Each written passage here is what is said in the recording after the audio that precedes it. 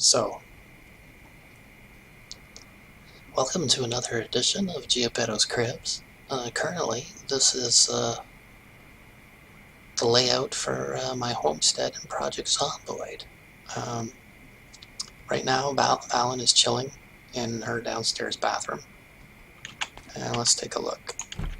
So, here's her reading room, where she stores, actually all these books have already been read, but anyways, and storage, and storage.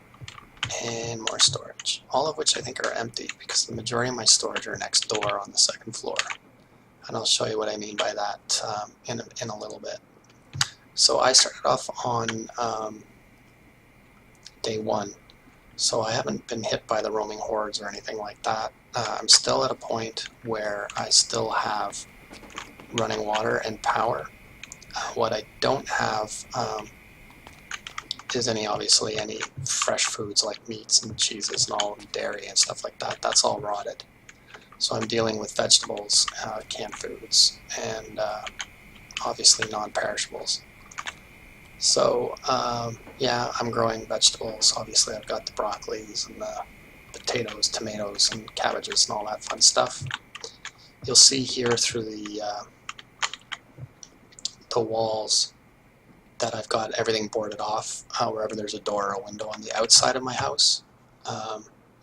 Plus I have furniture stacked in between, so between this wall and that wall there's furniture stacked outside for an extra layer of protection if and when they ever get through. On my main floor, my living space, everything is situated second floor for obviously Z's don't climb in the game, so there's my bedroom with all of my reading magazines, newspapers, books, all that fun stuff for when she's bored. Bathroom second floor, I've knocked out this wall so that I have the ability to see in all directions from my base. Tons and tons and tons of storage, as you can see, thanks to our carpentry skill. What I haven't brought over, I've built. Tons and tons and tons of storage. So I do all my cooking downstairs. I store all my prepared foods upstairs.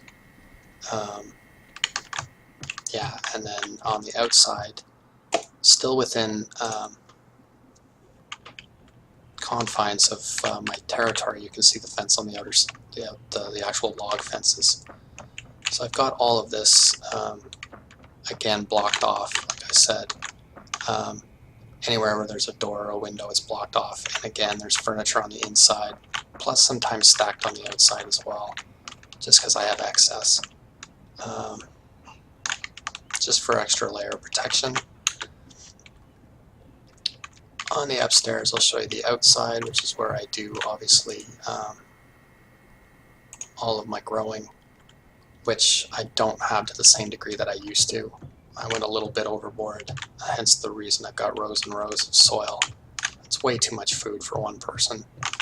So I've got the preparation all in place for if and when I lose power and water. So generators, both types of barbecues. I obviously have lots of gas, lots of propane, lots of charcoal, lots of barrels collecting water already. I've got 3 ways to leave the base, nothing off the driveway, but I've got rope ladders off of here and here, and then I've got right here as well. Plus I have taken over the neighbor's house, barricaded that off very similar to the style that I used on my own house. And I say my own house because this was the house that she actually started in.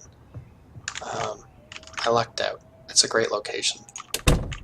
Wasn't very busy. So all of this is just storage. All the excess stuff that I'm not using at the moment that I may end up having to use, who knows. Plus all of the decorations and crap like curtains and all that fun stuff.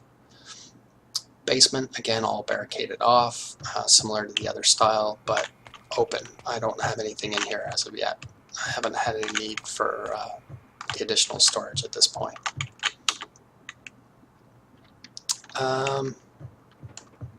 Again, the ability to see on all sides, though I haven't really had too much activity over here since I cleaned out the neighborhood. Rope that leads down to be able to see on the inside of the fence if I needed to, but primarily this house is storage, and if and when it gets to a point that the hordes are insane, then I would try to make noise over here and draw them away from my main house, although the proximity of the two probably won't really help that very much. But in the case of helicopters, which I've already experienced, I would obviously try to draw them away from both. But if the hordes are really bad, then I would draw them over here and make noisemakers and all that crap and set it off there. Outside of this, let me just grab... Actually, I can eat when I get there. I have been adventuring a little bit far away from home as well more recently. So I'll do the run over to that building. I just got tired of running back and forth, so I created a second warehouse, which I will show you in just a sec. And I've looted pretty much everything in between.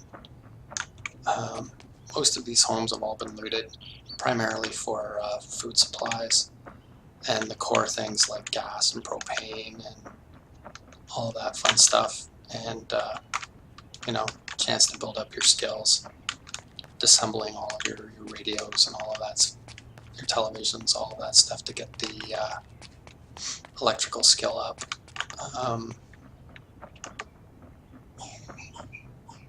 Yeah, again, it's at a stage right now where the hordes aren't huge. Hence the reason you're not seeing me having to fight through everything.